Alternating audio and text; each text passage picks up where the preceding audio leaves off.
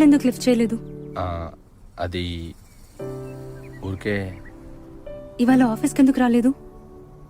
ఒంట్లో బాగాలేదు, ఫీవర్గా ఉంది. ఫీవరా?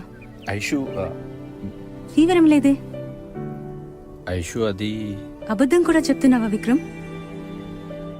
లేదు ఐషు, మరెందుకు రాలేదు?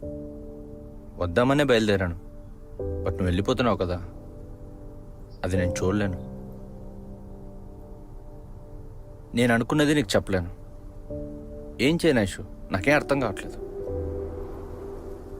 నువ్వు అనుకున్నది చెప్ప విక్రమ్, నాకు తెలుసు.